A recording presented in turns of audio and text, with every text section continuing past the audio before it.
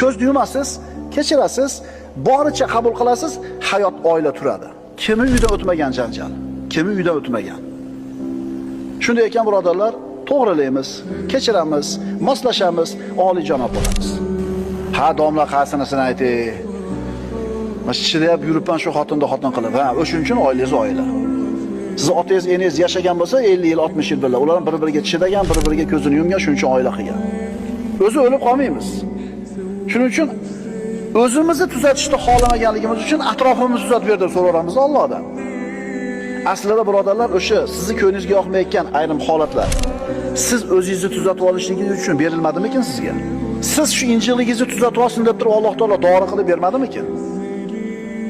Ko'z yumasiz, kechirasiz, boricha qabul qilasiz, hayot oila turadi. Kimi uyda o'tmagan janjal, kimi uyda o'tmagan. Shunday ekan birodarlar, to'g'rilaymiz, kechiramiz, moslashamiz, oliyjanob bo'lamiz. Ha, domla qasinasini ayting. Masjidda yuribman shu xotinda xotin qilib, ha, o'shuning uchun oilangiz oila. Siz otangiz, eningiz yashagan bo'lsa 50 yil, 60 yil birga, ular bir-biriga chidagan, bir-biriga ko'zini yumgan, shuning uchun oila qilgan. O'zi o'lib qolmaymiz. Shuning uchun o'zimizni tuzatishni xohlamaganligimiz uchun atrofimizni tuzatib berdi deb so'raymiz Allohdan. Aslida birodarlar, o'sha sizni ko'nglingizga yoqmayotgan ayrim holatlar siz o'zingizni tuzatib olishligingiz uchun berilmadimikin sizga?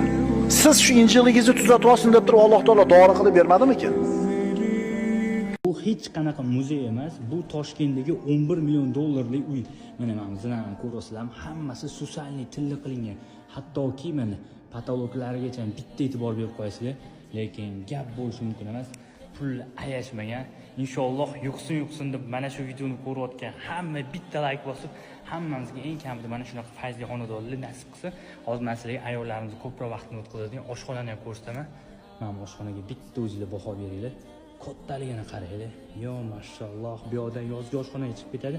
Endi shu yerdan to'g'ri mehmonxonaga o'tamiz. Mehmonxonani ham o'zida bitta baho berasizlar. Mana qandiliga qaranglar. Mana hammasi susanli tilla. Hovli ko'ryapsizlar. Bu uyimizdan yashash maydoni 1775 kvadrat metr tashkil qiladi mana. Hattoki mamlargacha susanli tilla. Marhamat. Mana qaranglar. Zalli necha zal mana mashqdan turib buni burchakdan turib ko'rsatdim. Kattaligini qarasanglarchi, okalar. Mana shu videoni ko'rib turib like bosgan insonga mana shunaqa fayzli xonadonlarda ota-onasi bilan mazza qilib yashashlik nasibi ro'za aylasa, bu videoni eng yaqin jigaringizga jo'natib qo'ying.